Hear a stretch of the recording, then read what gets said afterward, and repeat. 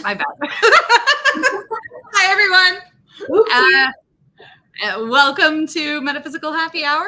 I'm your host, Cassie Clayton. I'm your co-host, Tracy Escobar. Hey! Hello. So first I gotta say, I'm traveling, so I'm having to make do with what I have. So I'm coming to you straight from a bathroom because it's the only lighting I have here. So I apologize in advance. There you go. Yay! How are you? I'm doing good. I feel like we haven't talked in like forever. I know. It's I feel like sometimes this is like the only time we see each other. It's the only time. Like now, it's like so busy right now. I don't even know what this energy is about, but I'm like slammed to the wall every day almost. It's crazy. And you? I've been busy. Got a lot of different projects going. Things like that. I also have a new You have a new one? I have a new cuddly. No fair. Yeah, my cousin had a litter of kittens, and I got this one. This one's Merlin. And my sister got two of the other kittens in the litter. So we have a new pet on the show. Yeah, we have a new pet on the show. Yay! So, hi, Merlin. Oh, he's cute. He's being very cuddly. Yeah, that and basically working, that is pretty much what I'm doing. That's it. But things are going really, really good. So I'm good to hear. Yeah, that's so good to hear. Me too. Moving, new jobs coming, just a lot of things. I am going to be writing in a new book that's coming up too. So lots on my plate. I know. I get to write a chapter in it. What do they call it? A compilation book? What is it? I don't know the C word, but there's a C word. Anyway, yeah, I get to write a whole chapter in that. So that's kind of going on. Yeah, so it's been pretty busy. Busy. But it's shameless plug time. Do you have any shameless plugs for you? I honestly, I don't have any shameless plugs going on for me. I've just been, as always, I help spiritual light workers with their websites, logos, and graphics. We will actually, I will say this, because with your new show, yes, we will be having a new landing site coming to your show or coming to your website. As well as some of the other items that we've had on a couple different platforms. They're going to be natively going to the website as well. So we have new things coming up for Tracy's site. That's my shameless plug. How about that? Cassie, I'm telling y'all. She keeps me in line. Like today, right before the show, I'm like, Cassie, do I have anything this weekend? She'd go, yeah, you do. I'm like, oh, thank you, because I don't remember. Exactly. I'm at the point where I need an assistant, I think. It's just getting so overwhelming. So my shameless plug time. I do have a class, I think, on Sunday, Miracles of Joy. It's just a mediumship class this weekend. You do? It's June 25th. June 25th. And I think we've changed the time just to 1, 2, 3. Yeah, 1 to 3. 1 to 3. That's good. 1 to 3. $25, Miracles of Joy. We have so much fun. So if you are in or around the area, come play with us. We like to play and talk to spirit and just learn all that we can. Also, I was so excited because this week I hit 500 books sold. That's my little happy dance. So yeah, I researched it, and they say most self-published books only get to like 100 sold. So we're really good. It's 500 sold with not even a year yet. So super, super happy. So if you haven't got the book yet, it's You Can Be a Medium, How a Red Couch Led Me to Mediumship and Turned My Pain into Purpose. It's on Amazon. It's on sale right now for like $7. Go buy it. Enjoy. And yes, I also have a new podcast now on Bold Brave TV network that we are super excited about. It's every Friday at 4 p.m. Central Standard Time, 5 p.m. Eastern. And that show is just a little bit different. We talk about life journey. It's called The Soul's Journey on Bold Brave TV. And we talk about life, and we talk about some of the hard lessons that we've had to learn. Our first show was on adult-child estrangement. Our second show was on infant-child loss. So some really good things coming up on that show. So go follow over there, Bold Brave TV. You can follow them on Facebook, and I go live on their Facebook page on Fridays at 4 Central. And that's it. So what's on the show today, Ms. Cass? Well, today we have Irene Weinberg, and she is. I'm actually super excited. She's going to come in and talk about all about grief and She's got a really good story. Yeah. All the things, and you know who can say this all better than me? Irene, hi, Tracy. Before we kick it off, let me just say, everybody watching on Facebook, on YouTube, hit us with questions. So she's going to be answering questions. She doesn't do readings per se, but if you guys have questions for her, shoot them in the comments. She can see all the comments as well. Just let us know what you want to know, and we will ask her. All right. Sounds good. Okay. Hi, Irene. We are so excited. How you doing? Story. So I am just going to really kind of just kick it off to you to tell me what led you to this side of the world on the metaphysical realm, spirituality, awakening. How'd you get here, Miss C? Well, everybody, you're looking at this baby boomer who thought this was all baloney. I did not believe in any of this. I was married to my second husband. We had been married about 18 years. We were very traditional in our beliefs. Did anyone ever really hear me or whatever? I had no idea. I followed whatever I'd been taught. My origin is Jewish, so whatever. To go to synagogue to pray, but did anyone hear me? I didn't know. And and we were skiers, and bringing up our blended family and all that kind of thing, and very thrilled and happy to have found each other. We were, surrounded by the typical dysfunctional stuff of lots of people, but we were great and had a really good relationship and all. And one day I'm washing dishes at my kitchen sink. We're married just about 18 years. I'm washing dishes at my kitchen sink, and which I guess you could say is sort of meditative. It is. So like I'm just going through this, and all of a sudden, now I don't believe in any of this.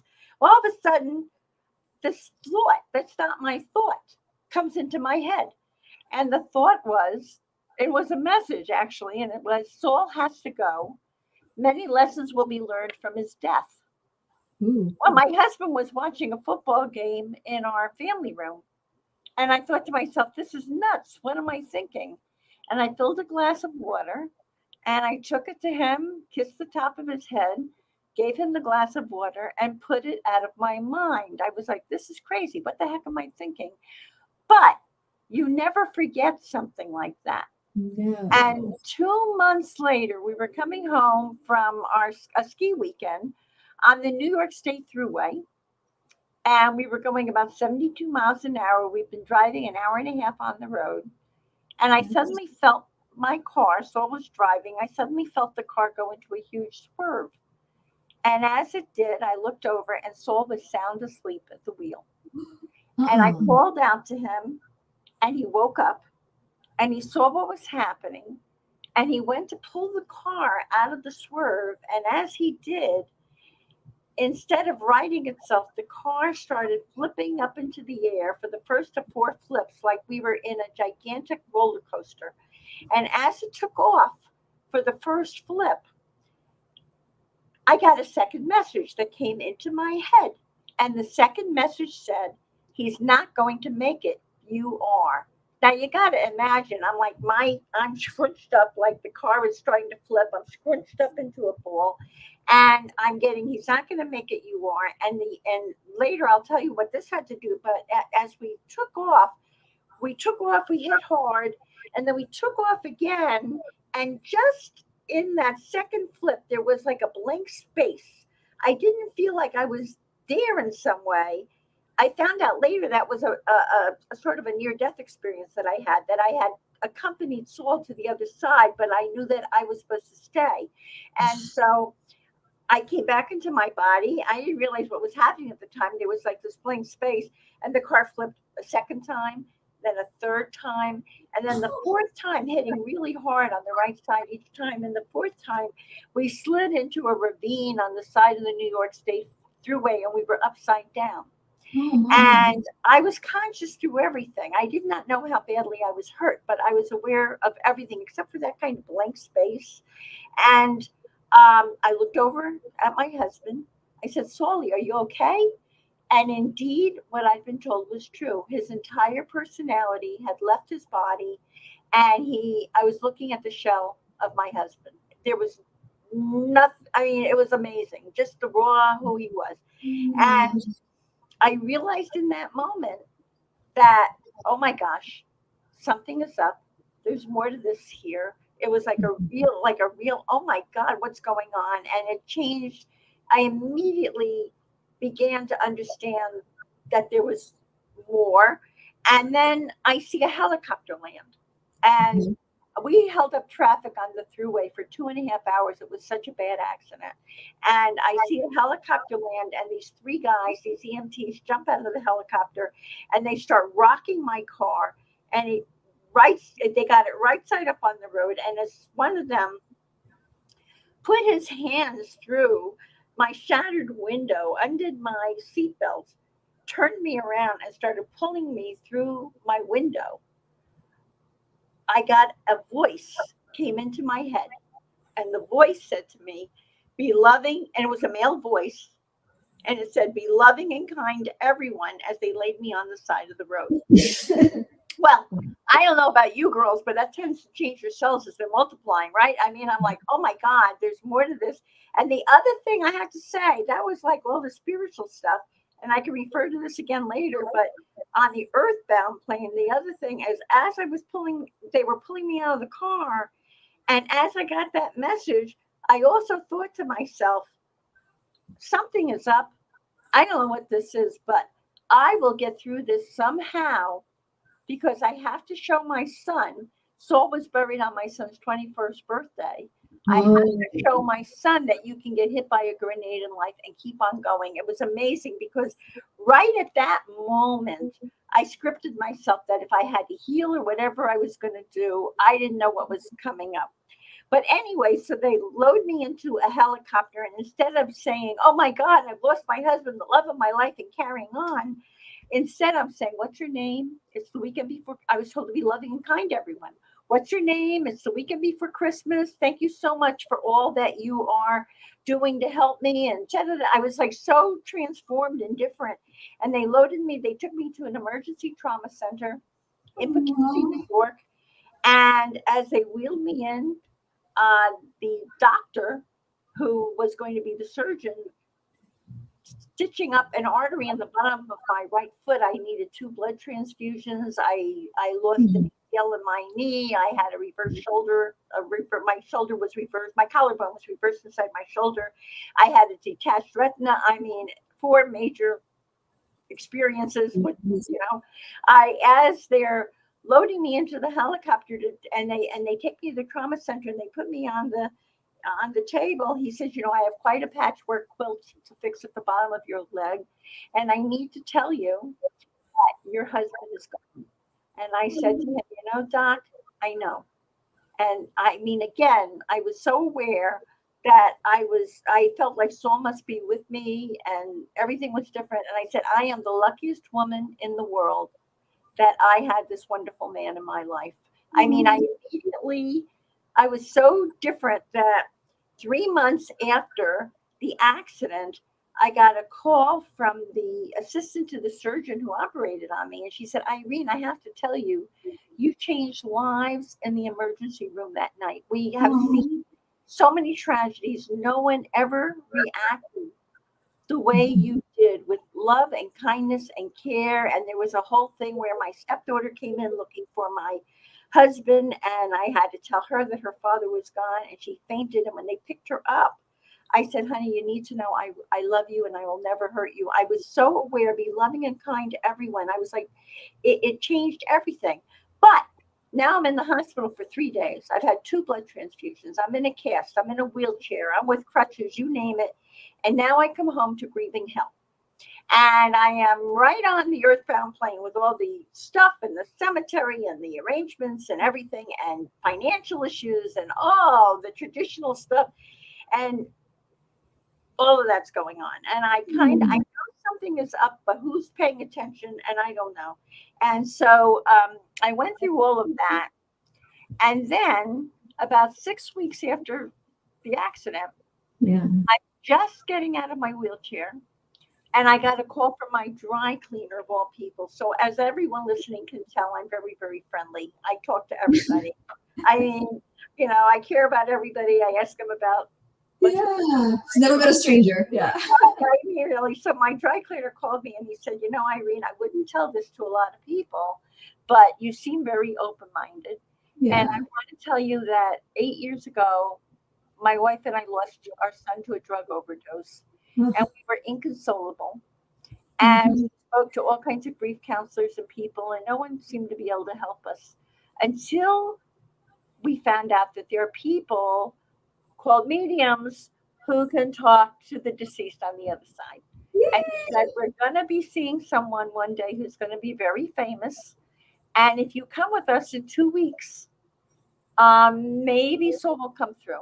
I had no idea what he was talking about, but I knew something was up. Okay. So I'm out of the wheelchair. My car is totaled. There were pieces of my car on the thruway for 6 months after the accident. And maybe even beyond. They actually built a boundary, like a strip after that, for where, as I had fallen through and all. But so now I go to this guy's house, which is my dry cleaner's home, which is 5 towns away from where I live. I'm telling you guys for a reason. It's 5 towns away, and I'm driving Saul's car.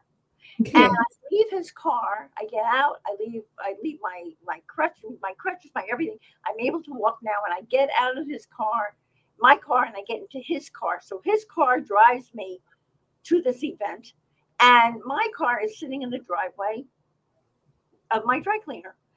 And I walk in, and the medium, who was not yet famous, was John Edward. Ooh. I mean, it didn't even. I was with my dry cleaner. Didn't even cost me anything. He said, "Hi, I'm glad to see you, but I don't even want to know anything about you." And I have no idea what I'm in for, Tracy. None. And I go upstairs and I sit down, and I'm nervous. I don't know what to expect. What's going to go on? And it was like Saul gave me about half an hour or so to see other amazing messages coming through to people. Okay. And then suddenly John Edwards said to me, I have a guy here, and he's talking about Dr. Pepper. Does anyone relate to Dr. Pepper?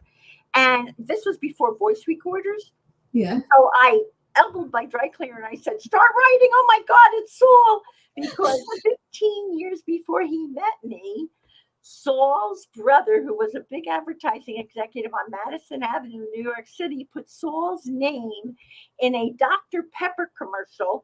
And the commercial says, Dr. Pepper is coming east from California in boats and trains and planes. And let's talk to the man in the street, Saul Weinberg, about what he thinks about Dr. Pepper. And Saul used to laugh like crazy and said, not John Doe, Joe spent my name. His brother busted him and he put his name in the commercial. How the heck could John Edward possibly know that? So now Saul comes through for 40 minutes. Even John Edwards said to me, how long is this guy on the other side? And I said, he likes to talk.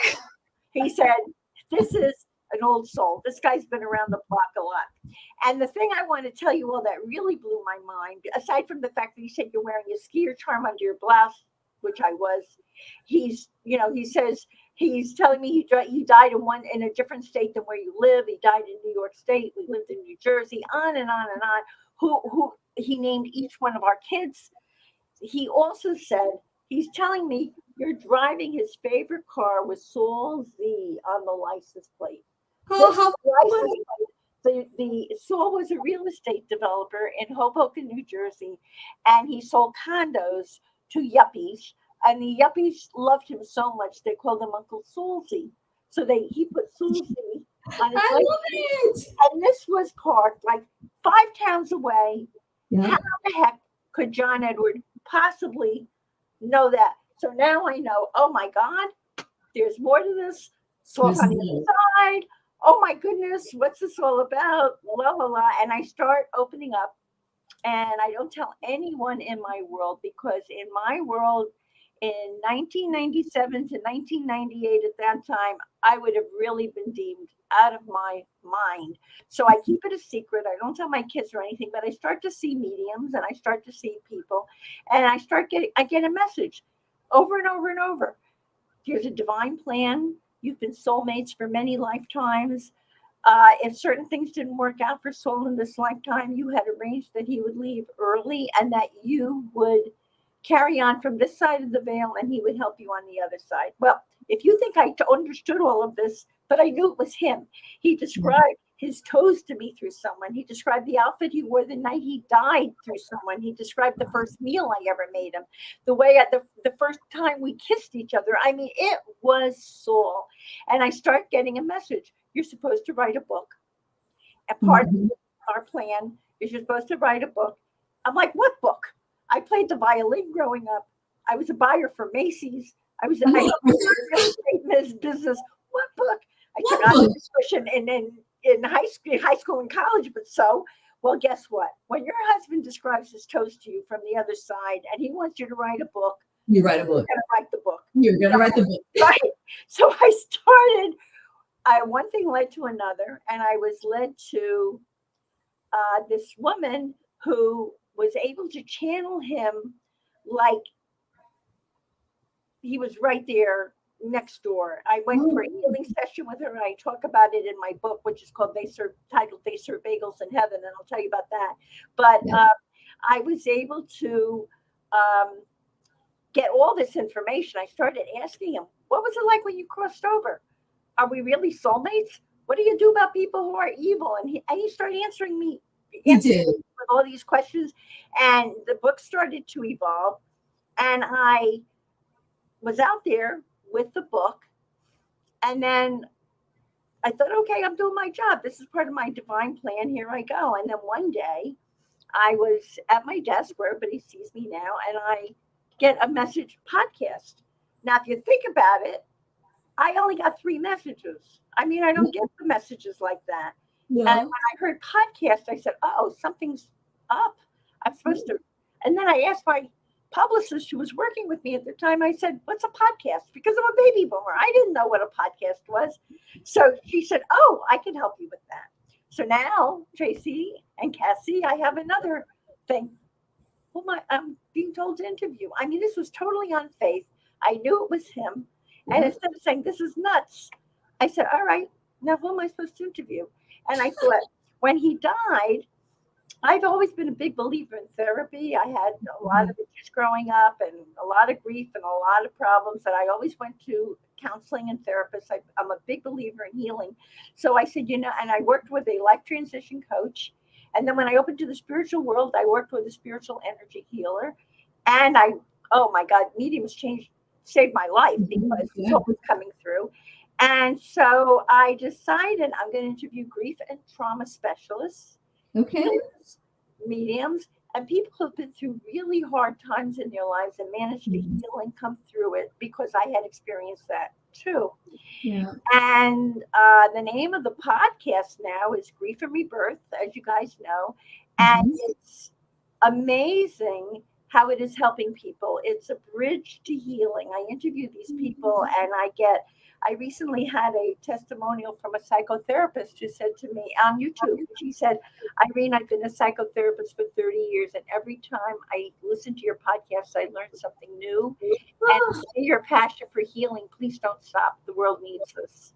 Wow, that was wonderful. Yeah. So that's what I'm doing. I'm interviewing, and I'm meeting the most amazing, incredible, fascinating people who have been through incredibly difficult, challenging situations in their lives and have come through in very, very inspiring ways for a lot of people. So a lot of people go onto the podcast and they'll listen to 4 or 5 different mediums or healers and decide who's for them, because they have a problem and they want to, and I say, see who resonates with you. Yes, absolutely. That's like a nutshell of my story.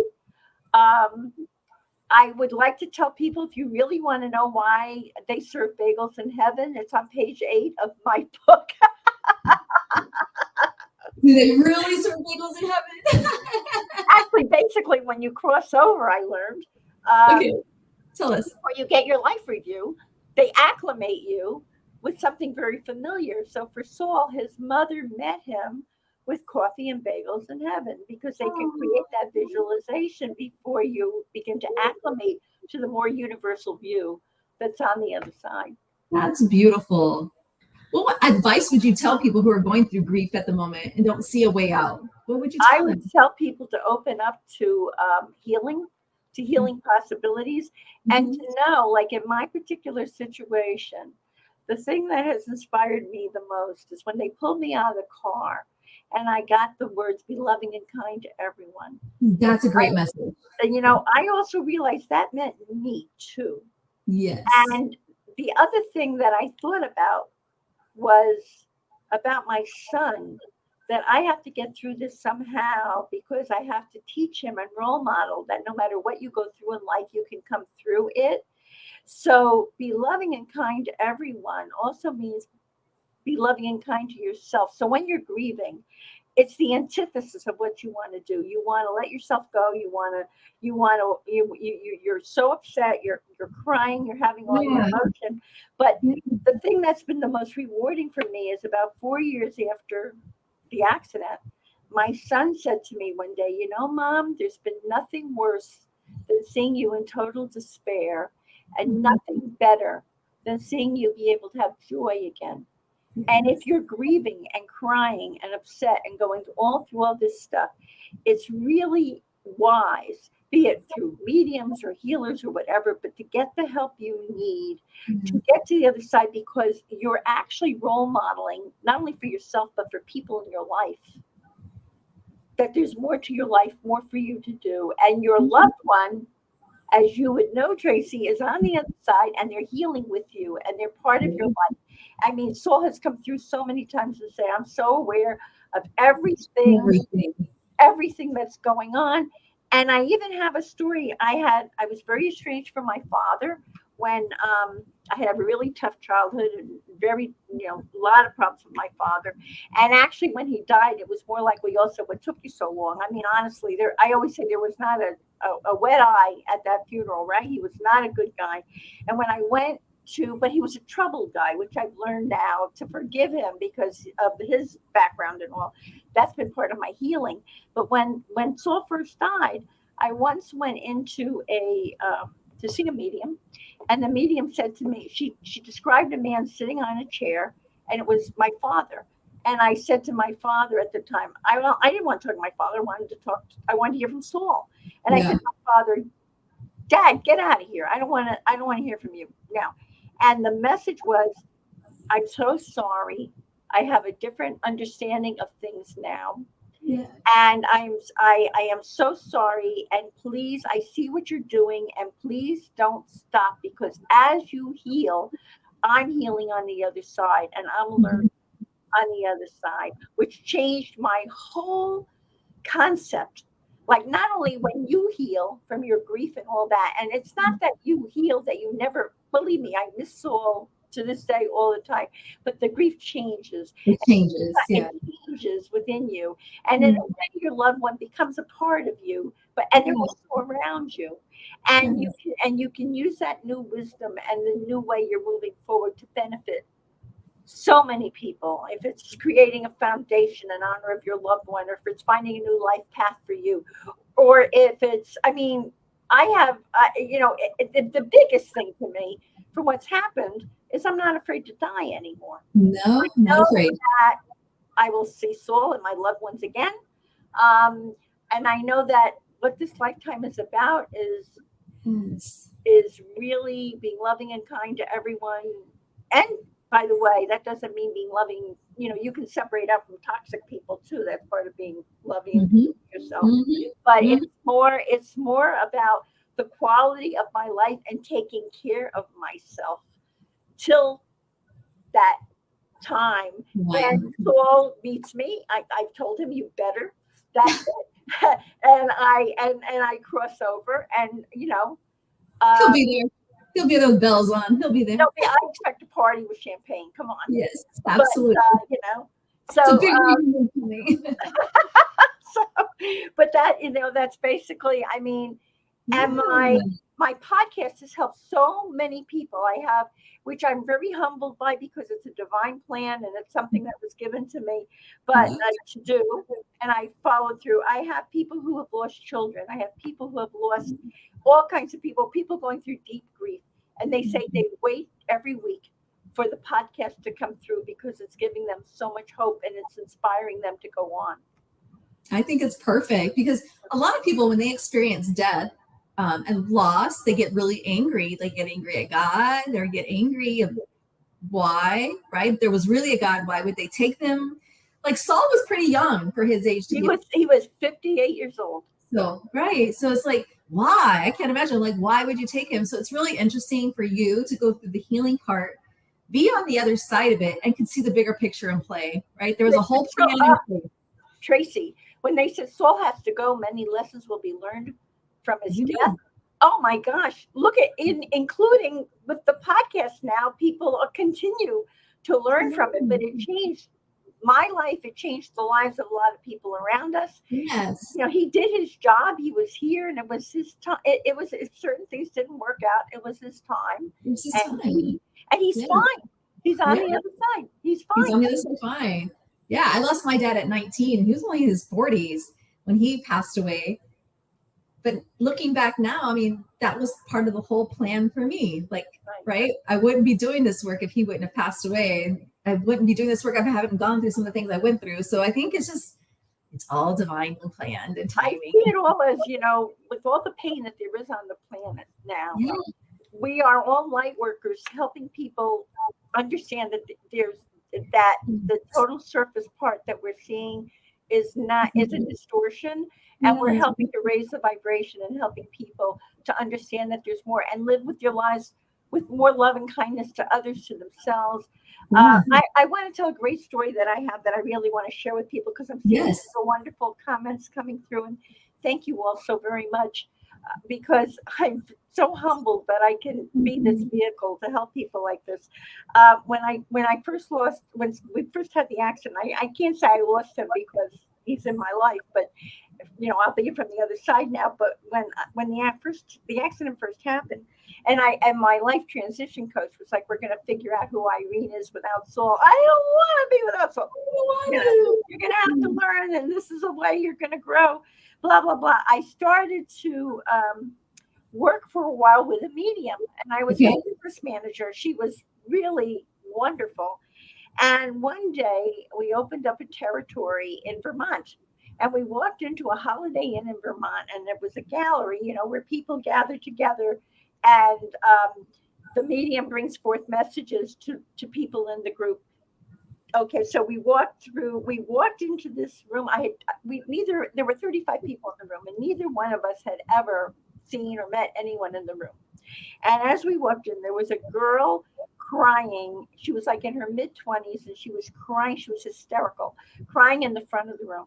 And the medium walked to the front of the room, and she said to her, I'm getting a father energy, and I'm getting that your father is telling me that the night before he unexpectedly died, he suddenly died, that you two had a terrible fight and you said horrible things to each other. And he said he's saying he's so sorry. He loves you. He should have never called you those names. He's really, really sorry.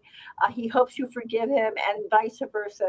The difference, the transformation in that wailing, hysterical person when we walked miles, and the healing that was going on when she was able to hear from her father that way was like, for me, it was transformative because it made me, I really understood. I had gotten in so much help from mediums and all. And then there's a whole conversation about how do you trust someone and discernment and all that. And I ask a lot of questions on my podcast so that people get to know who this person is, so that they can trust them. But the truth is that it made me very conscious about how I treat people and what I say to people. Because, well, if I were to cross over tomorrow, I want the people who are in my life to know that I love them, that I'm grateful for them, Yeah. I'm not going to insult them and be rude to them and nasty because I want to leave them with love. And I became very conscious of that.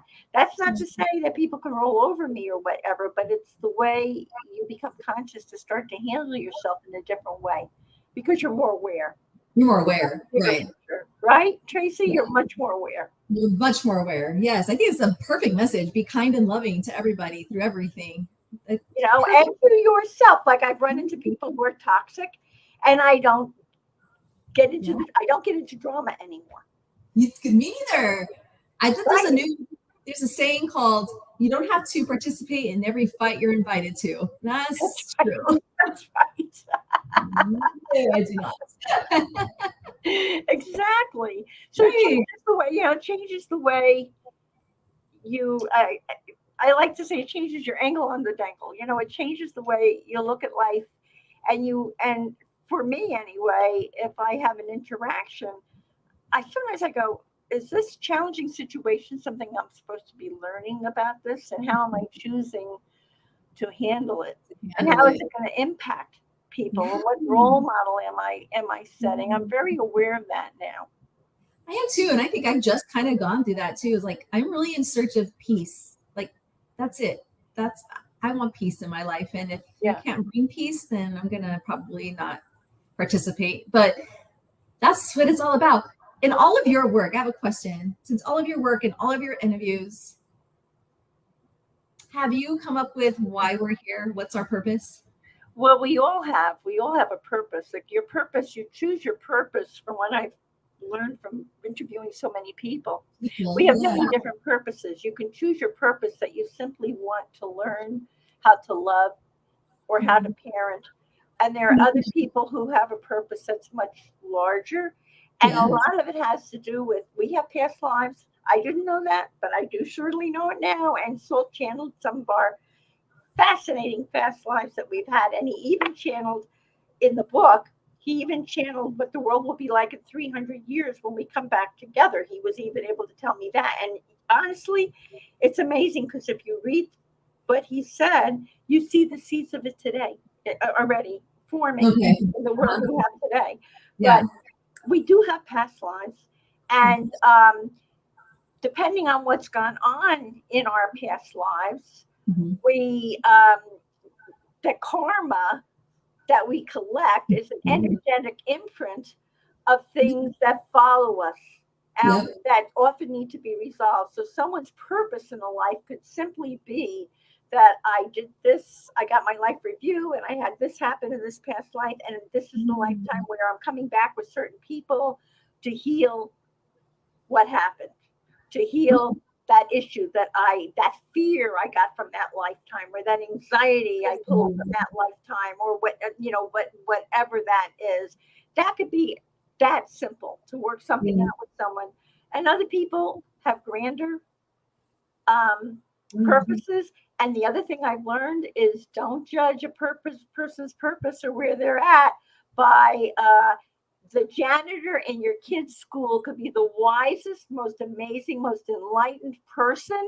And he's the guy who's like really comforting people and being there. And he's an evolved soul who's decided to come through. And this is how he's doing service in this lifetime. And you can have very, very, very wealthy people who you think have everything. They're younger souls who are just learning in this lifetime. And they happen to have largesse in this lifetime. I learned not to judge. I learned, I meet people where they're at right now. I don't try to bring them along my journey. I just meet them where they're at because I know they're part of a bigger plan too, right? Right, absolutely.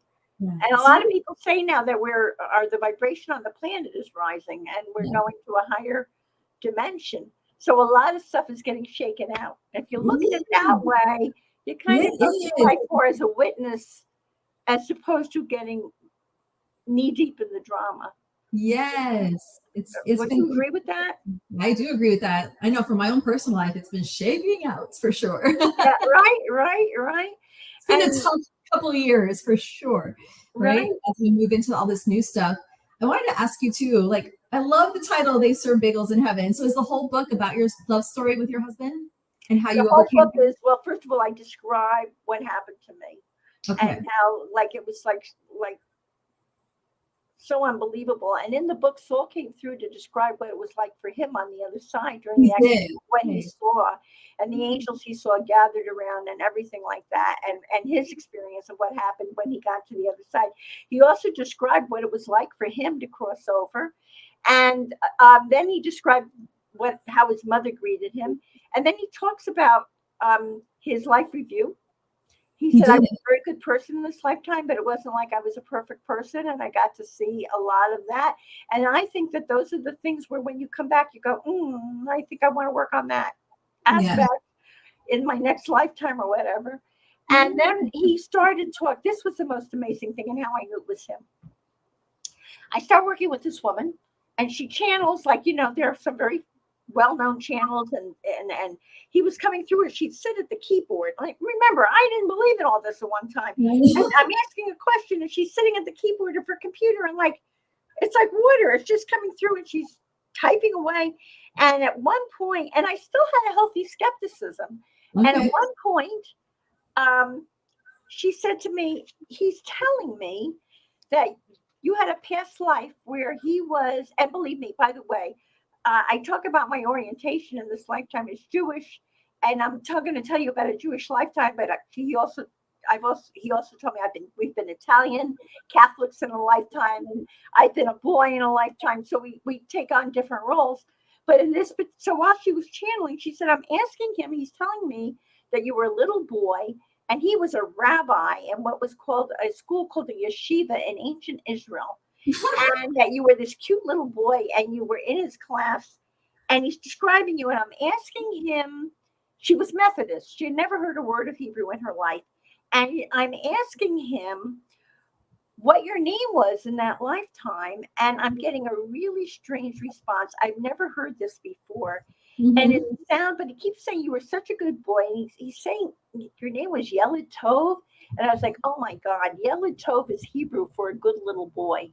No way. Yeah. So that's how I knew this was real. There was no way. He was saying he called me the Yeled Tov in that lifetime. And then I found out my name was Reuben and his name, was Shlomo and whatever. But it was like so amazing. I was like, okay, this is the real deal. I'm not going to fight with it. This is it. And then she talked about how we segued to different lifetimes, which all had lessons for us to learn. And then there were lifetimes I had without him. Yeah. Because I told him I need this lifetime to grow for one reason or another on my own. Okay. And there's a lifetime where I was in the Holocaust. I saved a little boy's life. And then I have had a lot of lifetimes where I was raped and killed and all kinds of things. It's been a blast. But he talked about all of that and the lessons that were learned. And even where we had a lifetime where I was our little boy and I were killed and all that. And he talked about that when he finally got to the other side, how he dealt with the people who raped and killed me and the little boy, and what it took for him to get to forgiveness for his soul growth, to eventually let that go and to understand where those people were coming from when all of that happened. So he talks about that.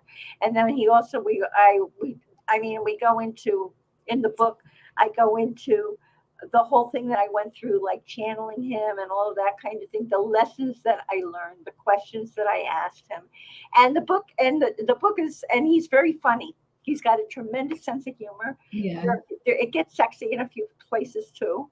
And then it moves you along to his prediction of what our lives would be like when we get together again in maybe 300 years. And it's amazing because the focus in the future will be to people are so much. And this was written in 2000 or so. He said that people will be so attached to their email that they will lose social skills, and that there will be classes and a consciousness about teaching people how to deal with confrontation, teaching people how to deal with different social skills and all. And that will be part, and there'll be a tremendous awareness with climate change and all different kinds of things. It's fascinating to read that. And you can see the roots of it now. You can see the seeds. I can see the seeds of it going on now. Yes. Well, I think it's beautiful that you guys did that together and worked through that together. What did he say happens to the bad people? I want to know. their soul development is suspended until everyone they affected has been able to heal. So some people their soul is going to probably be in a tree or something through eternity, right? But they cannot go on with their soul development, and they get to feel and experience everything they did in their life review to other people. We do. Okay. So that's kind of their hell, right? That's sort of their hell. And That's that we land on different planes depending on, and it's not a punishment, but depending on your vibration and what you've done in your life, you land up. For instance, my mother passed about 2 years ago. And I had this amazing, I happened to have an appointment with a medium just for fun. I had made it 4 months before she passed. And the appointment was, she passed at 4 o'clock in the afternoon, and the appointment was 5:30 in the afternoon. And my mother came through her, like, the medium had no idea that, it was my mother and all of this kind of thing. And it was so different for me because I wasn't as upset as everyone else that my mother had passed and all of that kind of thing, right? But I'm going back to what your question was. It was about evil. So one of the things that my mother, when she crossed over, I said to her, because I've said my father was not the easiest, and I said, so Mom, when I had this communication with her through a medium, I said, so have you seen my father? And she said, I'm not ready to go to where he is yet. So what she was saying is that he's on a lower plane than she is. Her vibration took her to a higher plane, and he couldn't go up to see her, but she could go down to see him. Okay. And see him and work things out with him. And it's not a punishment. He just couldn't take that higher vibration because of the life he lived here. That makes sense. Yeah. Does that make sense? So as we evolve, we go to a higher plane. Vibrations, higher planes. Yeah. Our vibration expands. And that's kind of an exciting reason to evolve, which is I think so. Yeah, I've never heard it put that way. So that's really interesting. What do they say they do on the other side? Are they just learning, growing? They have jobs. They're learning. My soul at one point told me that he was greeting children as they were crossing over. There's a lot of times sometimes the thoughts you get in your head, they're mentoring you. They're putting ideas in your head to help you. I believe that. Yeah. They're working with you.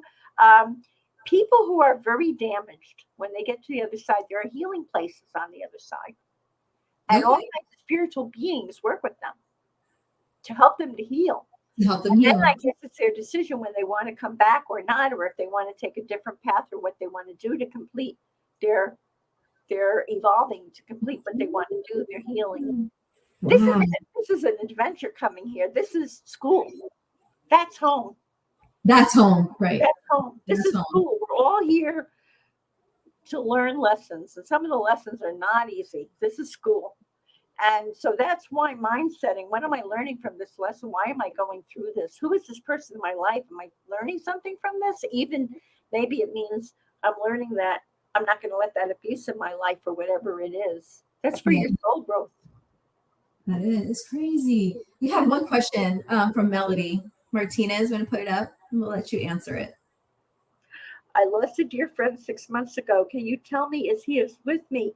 Melody, I myself am not a medium, but Tracy probably can.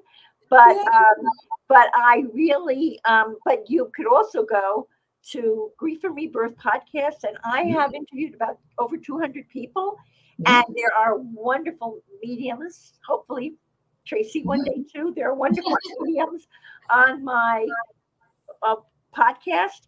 And they have all kinds of information. And I am sure your dear friend, I can tell you from my heart, your dear friend is with you, and very happy that you're listening to this and that this is going to help you grow. There's no accident that you're here.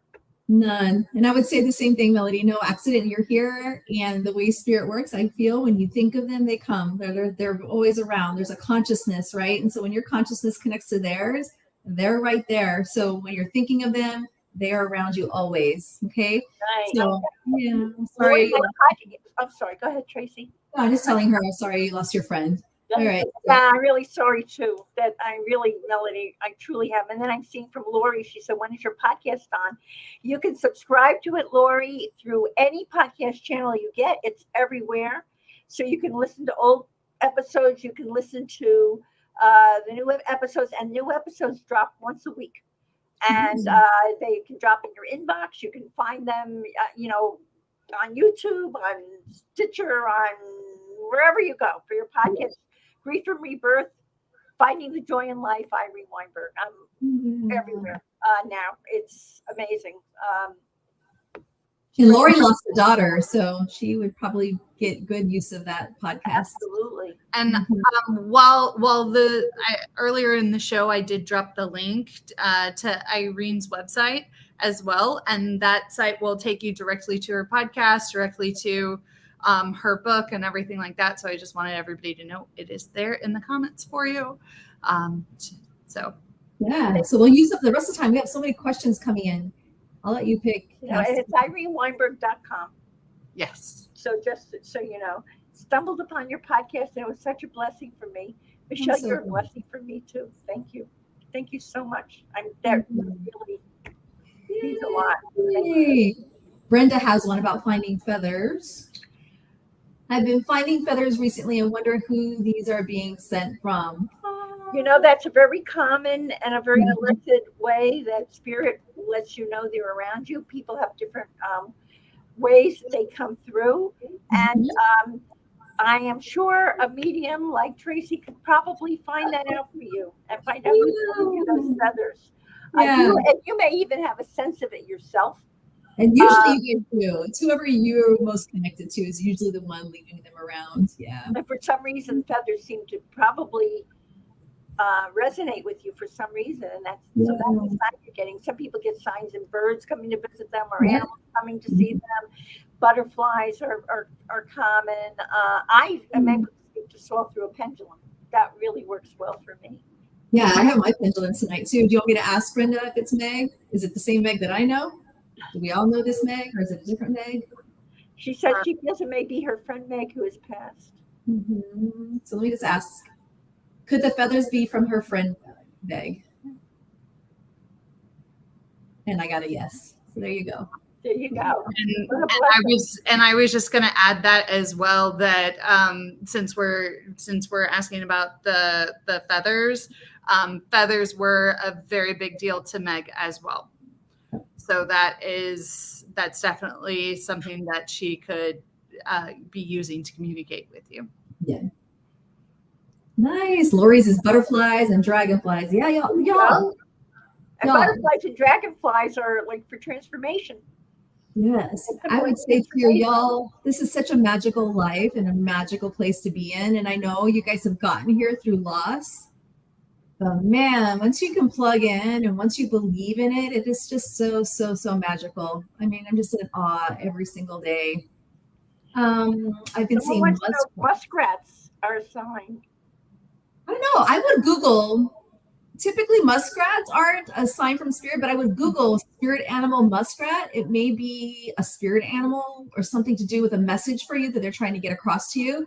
So I would Google that, spirit animal muskrat, and see if the message aligns with you, for sure. Yeah, I think there was another one up further. Let me see if I can see some comments really quick before we have a few minutes. Lori, thank you, ladies, for Melody, finding feathers. Oh yeah, Casey, is there a standard statement that you share with people who are skeptical? No, because you know what? I don't try anymore. At first, in the beginning, I always wanted to fight that battle, but now I choose not to participate in that invite. You know how I look at it, Tracy? They'll find out when they cross over.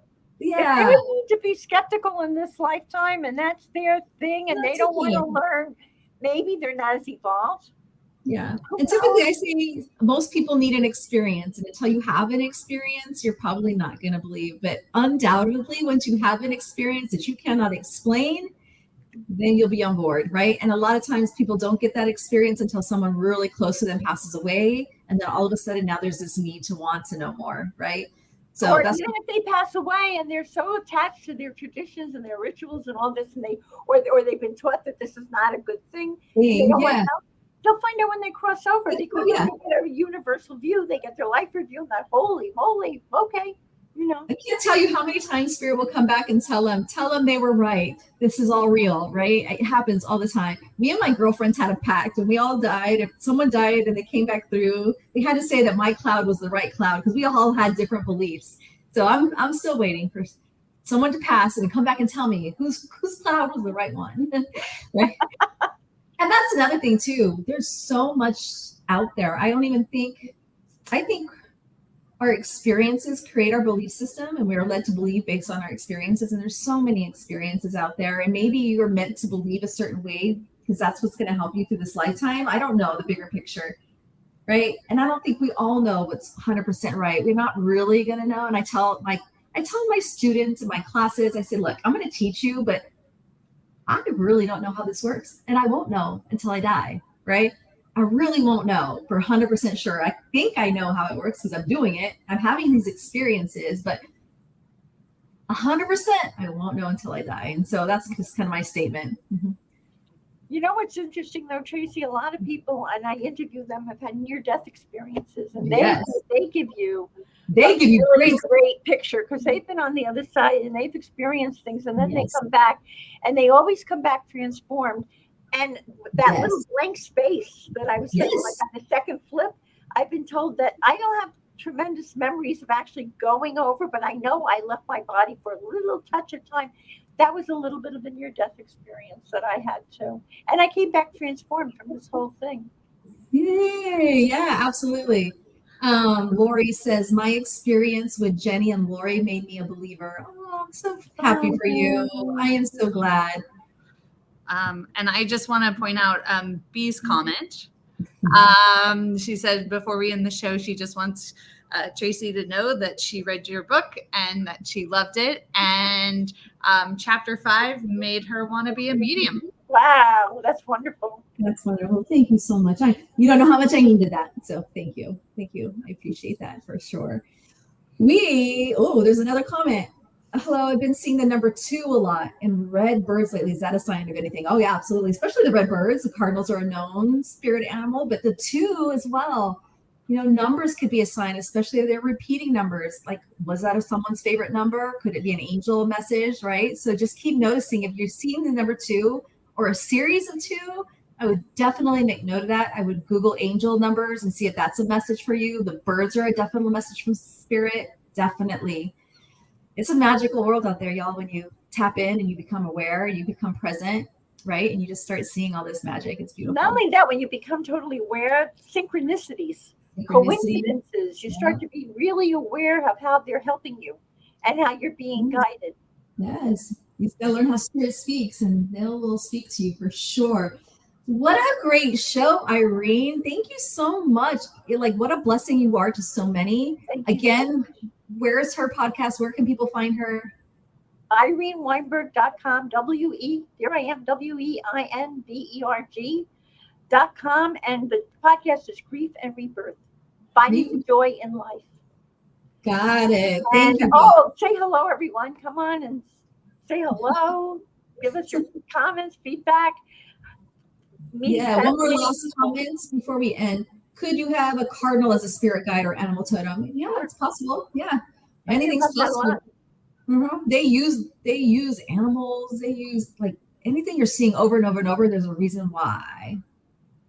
Oh, she goes, I'll be on Amazon tonight ordering 2 books. Yay, Lori. Thank you, Lori. You don't have my book yet, Lori. Shame. Go get it.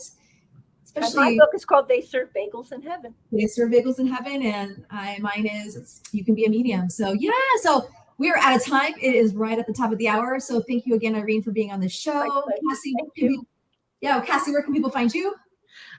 People can find me at Stargazers Unite, stargazersunite.com, and then Stargazers Unite across all social media platforms. Perfect. And then for me, you can find me as the Red Couch Medium on Facebook, TikTok, Instagram, and YouTube under the Red Couch Media. I'm Tracy Escobar. We want to thank you all for joining us, especially our people who come every single week and support our show. Go check out my new show on Fridays on Bold Brave TV Network. I need some support over there as well. We love you, and we'll see you next time. Take care, everybody. Bye.